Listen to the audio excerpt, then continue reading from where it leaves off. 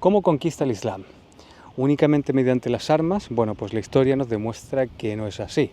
La expansión islámica se ha producido mediante la guerra, pero también a través de la predicación, la política, la presión social y los cambios demográficos.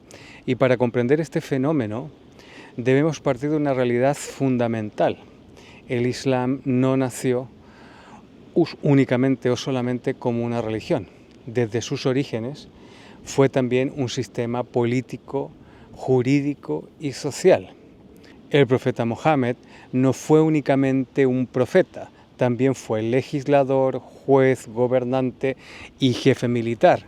Y a diferencia del cristianismo, que nació dentro de un imperio ya construido y distinguió entre la autoridad de Dios y la del César, el Islam unió desde sus comienzos la autoridad religiosa y el poder político. Y después de la muerte del profeta Mohammed en el año 632, los primeros califas emprendieron una expansión militar extraordinariamente rápida. En menos de un siglo, los ejércitos musulmanes conquistaron Siria, Palestina, Egipto, Persia, el norte de África y buena parte de la península ibérica. Aquellos territorios no eran islámicos, estaban habitados mayoritariamente por cristianos, judíos, zoroastrianos y otras comunidades.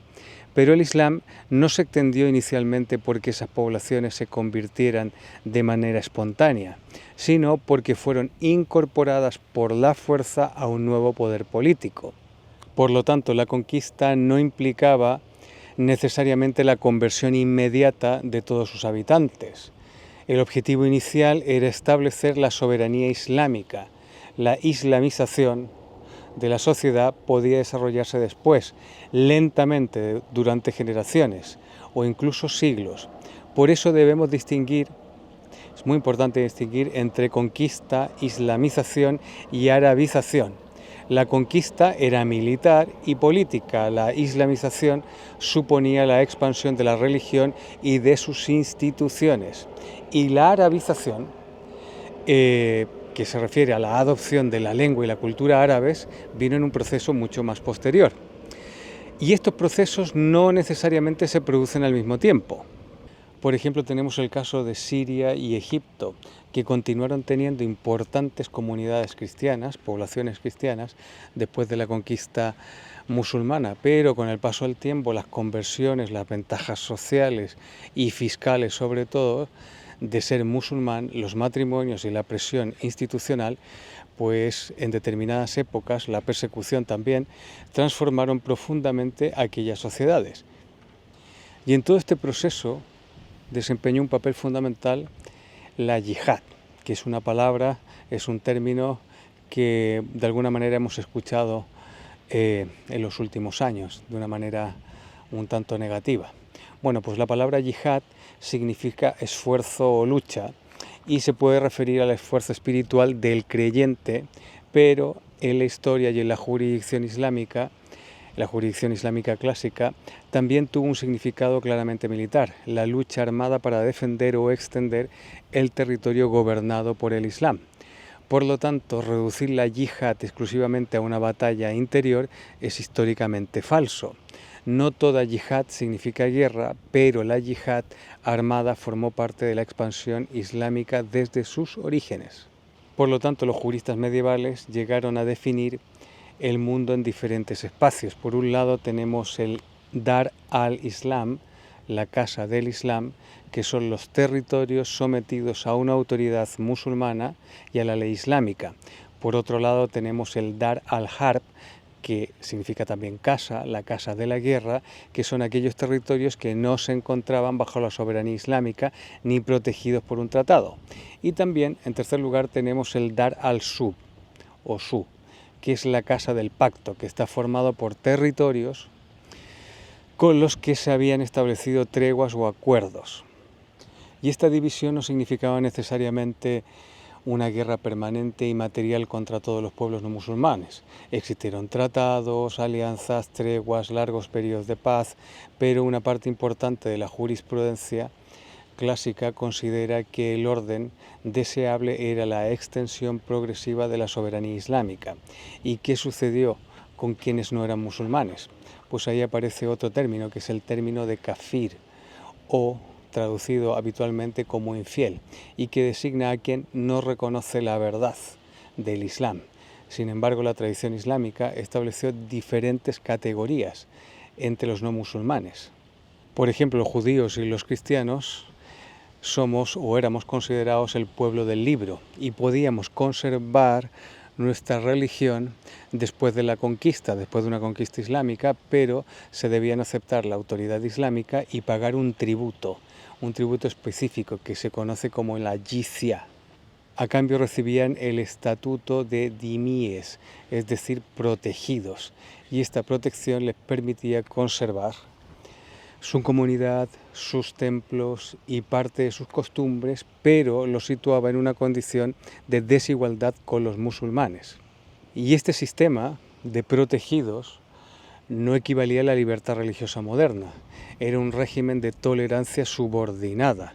El no musulmán podía vivir y practicar su religión, pero debía reconocer la superioridad política del Islam.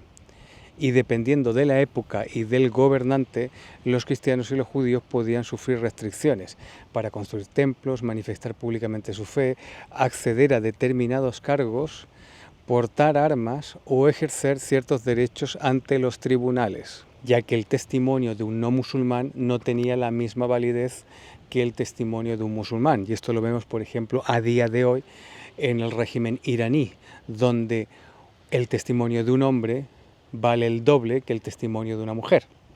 No siempre se aplicaron estas restricciones, estas limitaciones con la misma intensidad. Hubo épocas de convivencia, de gobernantes relativamente tolerantes, pero la estructura jurídica partió de una desigualdad confesional. El musulmán pertenecía a la comunidad dominante y el no musulmán era tolerado mientras aceptaba su subordinación. Y aquí aparece una diferencia fundamental con el concepto occidental contemporáneo de ciudadanía. En una democracia, todos los ciudadanos deben ser iguales ante la ley, con independencia de su religión. En el orden islámico tradicional, la religión determinaba los derechos, los deberes y la posición social. Es por ello, amigos, que el Islam no se puede analizar solamente como una fe privada, contiene una concepción completa de la sociedad, normas religiosas, normas de familia, normas económicas, normas políticas y normas penales. Cuando esa dimensión se transforma en un programa de poder, surge el islamismo político, la ideología que pretende organizar íntegramente el Estado y la sociedad conforme a la Sharia.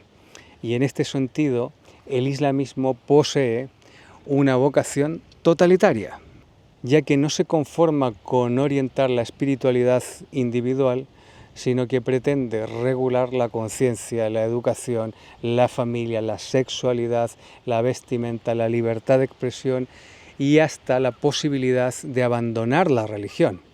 La soberanía ya no pertenece al pueblo, sino a Dios, y la ley revelada se coloca por encima de cualquier constitución o parlamento. Es por ello que aquellos que piden en distintas ciudades de Europa queremos que se aplique la Sharia, pues lo que están diciendo es que quieren que la ley que ellos consideran de Dios tenga supremacía sobre la Constitución, los parlamentos o cualquier tipo de ordenamiento jurídico. Y evidentemente esto entra en oposición directa con los principios fundamentales de Occidente, que están construidos por la tradición grecorromana, la herencia judeocristiana, el derecho natural, el humanismo y la libertad individual. Occidente reconoce al menos como principio la igualdad ante la ley, la libertad de conciencia, la separación entre religión y poder político, el derecho a cambiar de religión, la igualdad jurídica entre hombre y mujer y la protección de la vida privada. Las interpretaciones más estrictas de la Sharia contradicen todos estos principios. No puede existir plena libertad religiosa cuando abandonar el Islam se considera una apostasía, ni libertad de expresión cuando la crítica a la religión o a su profeta se castiga como blasfemia. La contradicción también aparece en la situación de la mujer. En numerosos ordenamientos inspirados en la jurisprudencia islámica tradicional, hombres y mujeres no poseen los mismos derechos en materia de herencia, matrimonio, divorcio, custodia de los hijos, testimonio judicial, lo que hablábamos hace un momento, vestimenta o libertad de movimientos. Y evidentemente todas estas condiciones varían enormemente de un país a otro y no todas las mujeres musulmanas viven bajo las mismas normas, pero una aplicación estricta de la Sharia es incompatible, totalmente incompatible con la igualdad jurídica entre hombres y mujeres, reconocida por las democracias occidentales. Y lo mismo se aplica a las personas homosexuales. Mientras Occidente reconoce progresivamente la libertad privada y la igualdad jurídica, numerosos países de mayoría musulmana continúan castigando las relaciones entre personas del mismo sexo, en algunos casos con prisión, castigos corporales e incluso la pena de muerte. La diferencia esencial no reside en una religión, no reside en que una religión considere moralmente reprobable una conducta. Las religiones pueden, como sabéis, mantener sus propias enseñanzas morales.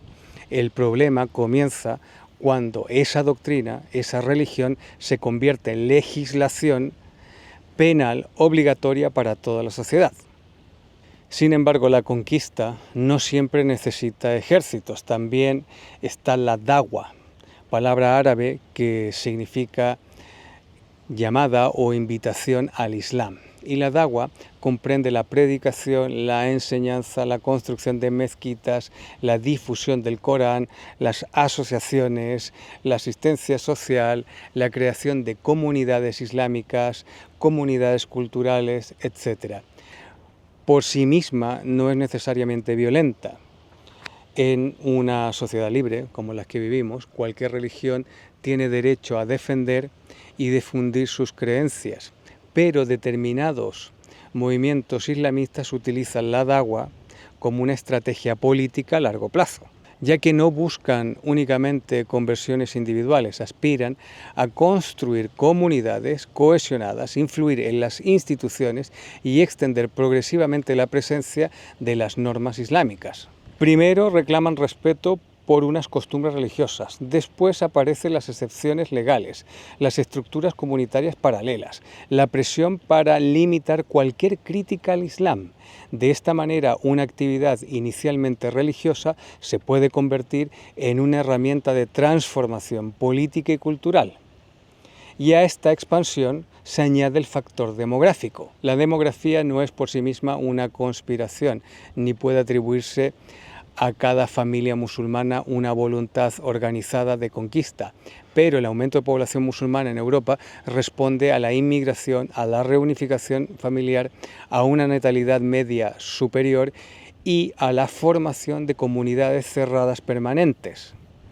Pero los cambios demográficos sí tienen consecuencias políticas y culturales, especialmente cuando coinciden con la ausencia de integración, la segregación territorial, la financiación extranjera de mezquitas y organizaciones y la formación de comunidades cerradas y la aparición de autoridades religiosas informales con poder en la comunidad.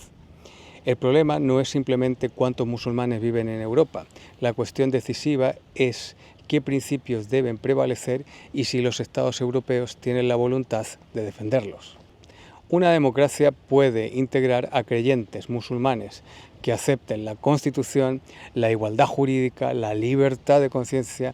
Lo que no puede hacer o no debe hacer es permitir que en nombre de la tolerancia se consoliden espacios donde la presión religiosa prevalezca sobre la ley común, especialmente contra mujeres, homosexuales, apóstatas o críticos del Islam. La expansión islámica no ha seguido una línea continua o ininterrumpida desde el siglo VIII. Los califatos fueron derrotados y fragmentados. Desapareció el Imperio Otomano y hoy no existe una autoridad musulmana única que dirija una conquista. Pero algunas de las antiguas proclamas no han desaparecido. Organizaciones como Al-Qaeda o el Estado Islámico han recuperado conceptos como el califato, la yihad armada, el Dar Islam, el Dar al-Harb, apostasía, jizya, sometimiento de los no musulmanes. El Estado Islámico proclamó un califato en el 2014, conquistó territorios en Siria e Irak y trató de establecer instituciones procedentes de la jurisprudencia islámica medieval. Su propaganda no inventó completamente esos conceptos, seleccionó e interpretó elementos reales de la tradición para justificar un proyecto contemporáneo de dominación. Pero la expansión actual no se limita al terrorismo yihadista. El islamismo también puede utilizar los instrumentos que las sociedades abiertas tienen a su disposición, como las asociaciones, los centros educativos, las organizaciones religiosas, medios de comunicación, los tribunales, la participación electoral y discursos de victimización. Puede servirse de las libertades occidentales para extender una ideología que, allí donde alcanza el poder, no siempre reconoce esas mismas libertades a sus adversarios. Por eso la verdadera cuestión aquí no es si todos los musulmanes participan en una conquista. Evidentemente no es así. Existen musulmanes secularizados, reformistas y plenamente integrados en las sociedades occidentales. La verdadera cuestión aquí es si Occidente comprende la dimensión política del Islam y está dispuesto a defender su propia civilización. La conquista islámica comenzó históricamente mediante ejércitos, pero la expansión de una visión política y social puede producirse también mediante la predicación, la organización comunitaria, la influencia institucional y la demografía. El Islam puede vivirse como una fe personal, pero cuando se convierte en islamismo político, se transforma en un proyecto integral de poder incompatible, totalmente incompatible con la libertad de conciencia, la igualdad ante la ley, los derechos de la mujer y las libertades individuales. Y esta es la gran paradoja de nuestro tiempo. Si nuestra civilización, la civilización occidental, realmente entiende, comprende la dimensión social y política del Islam y está en condiciones o tiene las ganas también y la voluntad de defender la libertad de conciencia, la igualdad ante la ley y los derechos individuales, que están en riesgo por esta expansión del Islam radical.